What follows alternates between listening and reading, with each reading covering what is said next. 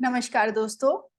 इस वीडियो में हम केतु के गोचर के बारे में बात करेंगे। जैसा कि मैंने पिछले वीडियो में आपको बताया था कि हमारे दो ग्रह राहु और केतु 31 अक्टूबर 2023 को अपना स्थान परिवर्तन करेंगे और केतु ग्रह कन्या राशि में प्रवेश करेंगे और राहु ग्रह मीन राशि में प्रवेश कर जाएंगे।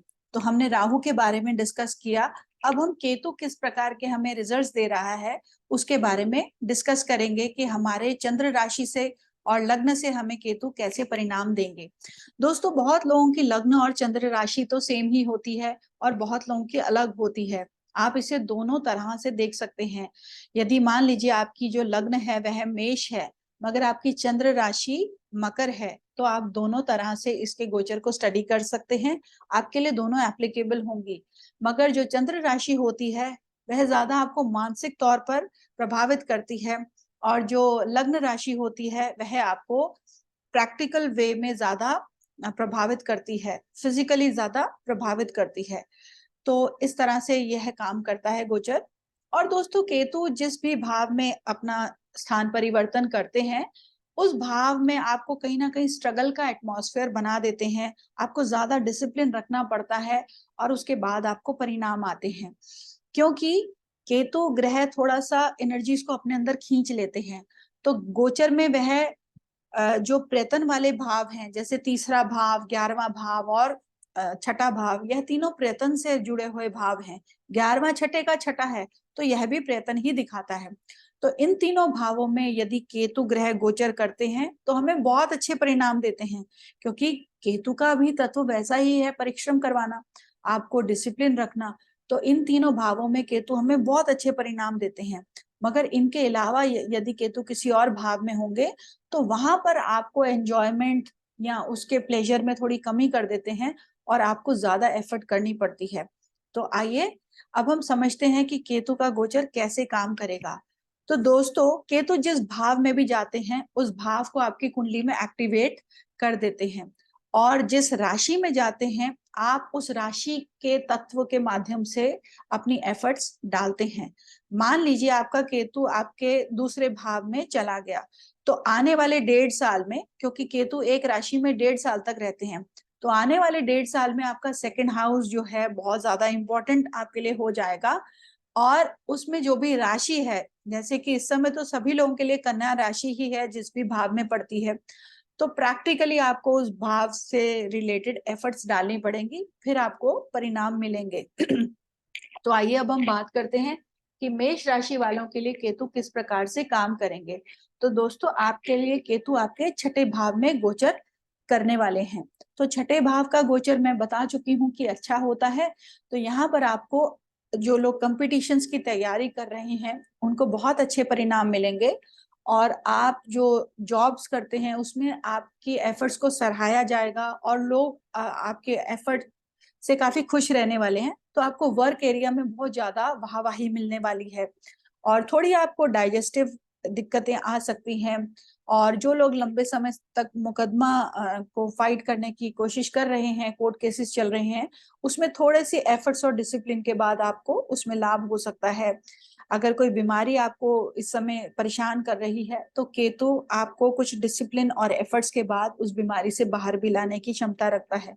मगर केतु आपको डिसिप्लिन होने को सिखाता है और छठा घर हमारे एक्सीडेंट्स का भी है।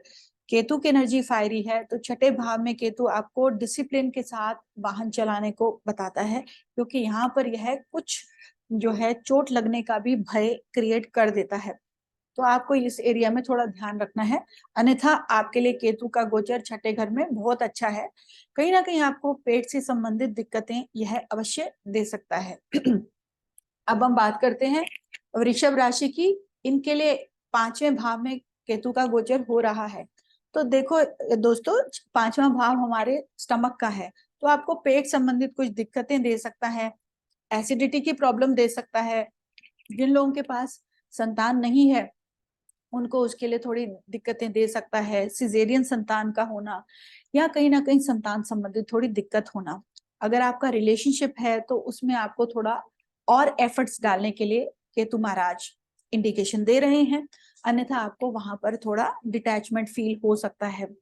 यदि आप कुछ रिसर्च वर्क कर रहे हैं तो आप उसमें बहुत ज्यादा अच्छा परफॉर्म कर सकते हैं। और यदि आप एक स्टूडेंट हैं तो आप टेक्निकल पढ़ाई की तरफ ज्यादा इंक्लाइन हो सकते हैं, या आप पढ़ाई में बहुत ज्यादा यदि अपना फोकस डालेंगे तो आपको उसके बाद बहुत अच्छे केतु यहाँ पर रिजल्ट्स दे सकते हैं। तो यहाँ पर आपको केतु यह भी सिखा रहे हैं कि आने वाले 1.5 सालों में आपको एंटरटेनमेंट से दूर रहना है और आपको अपना सारा ध्यान अपने पढ़ाई की तरफ लगाना है, या जो भी उस भाव से चीजें हैं उनके प्रति लगाना है। और उसके बाद आपको लाइफ में बहुत अगले 1.5 सालों में बहुत अच्छे परिणाम भी यह देने की क्षमता रखते हैं। तो अब हम बात करते हैं मिथुन राशि वालों के लिए। आपके लिए केतु का गोचर आपके चौथे भाव में है। तो दोस्तों, चौथा भाव भी वाहन का होता है, तो यहाँ पर भी आपको यह केयरफुली वाहन चलाने को इंडिकेशन देते हैं। चौथा भाव आपकी चेस्ट का एरिया है, आपकी माता जी का एरिया है। तो इस एरिया में भी आपको थोड़ा सा डिसिप्लिन रखने की जरूरत है। माता जी की सेहत का ध्यान रखें।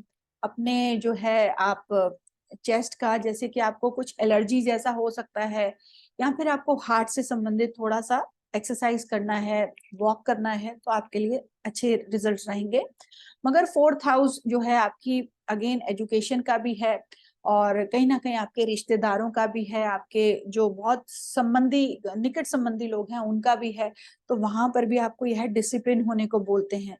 यदि आप अपनी कोई प्रॉपर्टी बेचना चाह रहे हैं तो यह गोचर आपके लिए अच्छा है, क्योंकि यह आपको इस समय जो भी चीजें आपके करीब हैं उनसे दूर लेके जाने का एक प्रभाव डाल रहे हैं।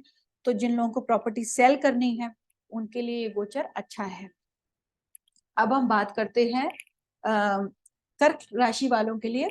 आपके लिए केतु का गोचर बहुत अच्छा है, क्योंकि आपके तीसरे भाव में जा रहे हैं। आप बहुत ज्यादा परिश्रम करने वाले हैं इस पीरियड में, और बहुत ज्यादा परिश्रम के बाद आपको यहाँ पर धन लाभ होगा और अच्छे रिजल्ट्स मिलेंगे। आपको छोटी यात्राएं भी करने को मिल सकती हैं, और इस पीरियड में ओवरऑल आपको बहुत अच्छे रिजल्ट्स मिलने वाले हैं, और आपकी ग्रोथ भी अच्छी होने वाली है। आपको छोटे भाई बहनों की सेहत से संबंधित थोड़ा स्ट्रेस रह सकता है, अन्यथा आपके लिए यह गोचर हर तरह से बहुत ज्यादा शुभ है। अब हम बात करते हैं सिंह लगन वालों के लिए। आपके लिए केतु का गोचर दूसरे भाव में पड़ रहा है। तो यहाँ पर दूसरे भाव में शुभ नहीं माना गया है। थोड़ा आपको पैसा को रोकने में दिक्कत आएगी, आपके खर्चे बढ़ेंगे, और आपको आंख की समस्या या दांत की समस्या यह दे सकते हैं। आप खाना ठीक से ना खा रहे हों, उसके लिए भी आपको एक इंडिकेशन है कि आपको अपने ईटिंग हैबिट्स को डिसिप्लिन करना है। क्योंकि यहाँ पर आपका अगर ऐसी आदत है कि खाना स्किप करना, तो आपको दिक्कतें हो सकती हैं। तो यह आपको अपने ईटिंग हैबिट्स में, ड्रिंकिंग हैबिट्स में डिसिप्लिन होने की इस समय सलाह दे रहे हैं।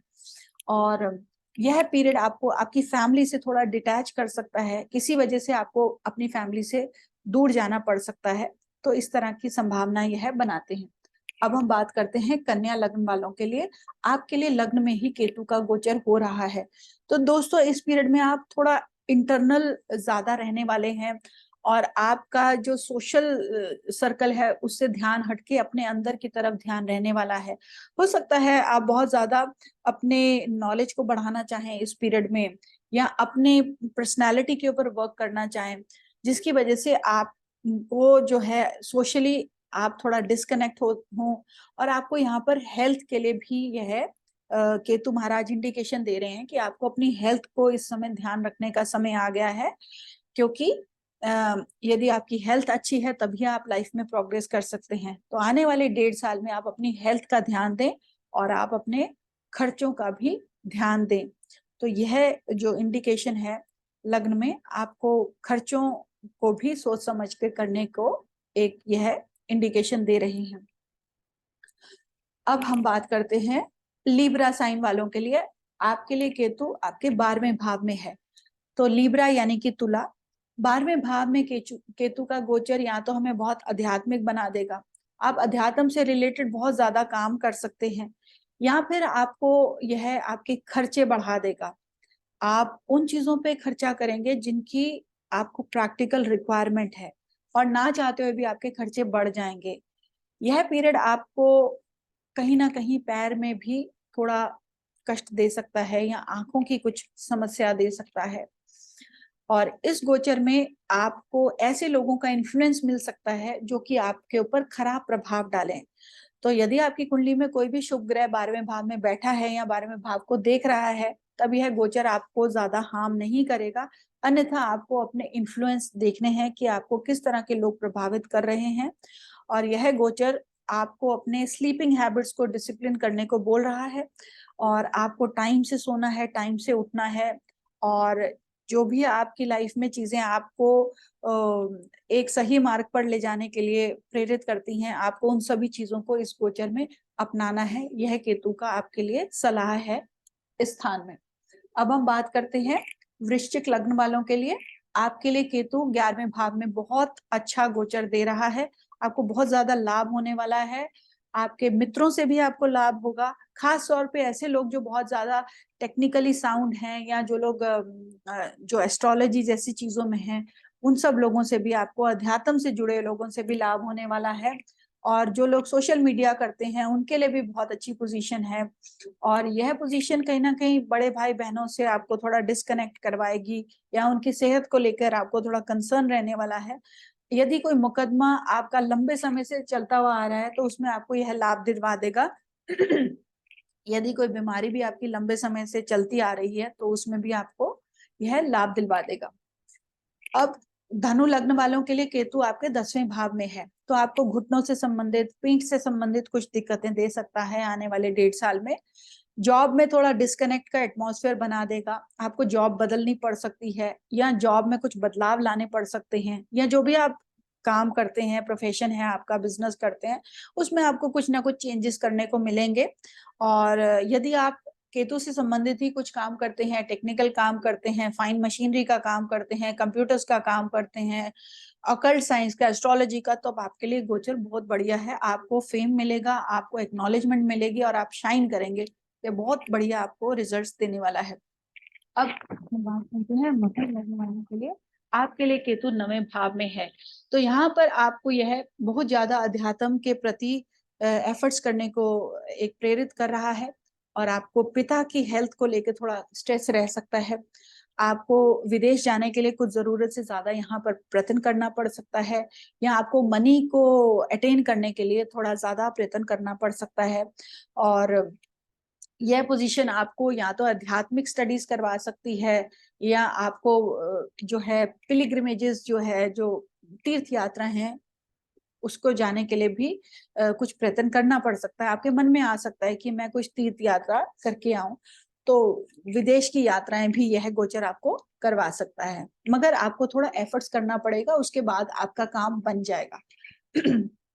अब कुंभ लग्न वालों के लिए केतु आपके 8वें भाव में है, तो दोस्तों 8वें भाव का जो गोचर है अच्छा नहीं माना गया। यहाँ पर आपको अचानक से सामान का खो जाना, या अचानक से कोई चोट लग जाना, या कोई शत्रु का खड़ा हो जाना, ऐसी पॉसिबिलिटी बनती है। जो लोग जॉइंट फैमिलीज में रह रहे हैं वह इस पीरियड में अपनी फैमिली से दूर जा सकते हैं, या न्यूक्लियर फैमिली बना सकते हैं। और यह प्लेसमेंट आपको कहीं ना कहीं आपके जो प्राइवेट एरियाज हैं वहां पर थोड़ी दिक्कत दे सकता है, और कई लोगों को जो है इन्फेक्शन जैसी प्रॉब्लम भी यह दे सकता है। अन्यथा आपको केतु जो है कुछ मनी से रिलेटेड भी दिक्कतें दे सकता है। पैसे का नुकसान हो जाना या सडन कोई खर्चा आ जाना, ऐसी परिस्थिति बनती है। तो दोस्तों यदि हम डिसिप्लिन रखेंगे उस भाव से रिलेटेड, तो हमें कभी भी कोई ग्रह परेशान नहीं करेगा, क्योंकि अशुभ ग्रह भी हमें एक ही मैसेज देते हैं कि आपको उस चीज से रिलेटेड थोड़ा सावधानी बरतनी है। उसके बाद अशुभ ग्रह भी हमें शुभ ही रिजल्ट देने की क्षमता रखते हैं। अब हम बात करते हैं मीन लगन वालों के लिए। आपके लिए केतु आपके 7वें भाव में है, तो दोस्तों यहाँ पर आपको थोड़ा सा आपके स्पाउस की हेल्थ से रिलेटेड दिक्कतें दे सकता है, या आपके पार्टनरशिप में आपको थोड़ा डिसिप्लिन रहने को कह सकता है। और कई बार आप लोगों का मन मुटाव भी अपने पार्टनर के साथ हो सकता है। विदेश जाने के मौके मिल सकते हैं। बिजनेस से रिलेटेड आप काफी ट्रिप्स लगा सकते हैं फॉरेन कंट्री में, मगर आपको अपने पार्टनरशिप में बहुत केयरफुल होना है। प्रैक्टिकली आपको एक एक चीज का ध्यान रखना है, उसके बाद चीजें ठीक रहेंगी। तो यहाँ पर आप अपने पार्टनर के साथ जो है किसी भी तरह का टकरार करने से बचें और उसको समझें, तो आपका रिलेशनशिप अच्छा चलेगा।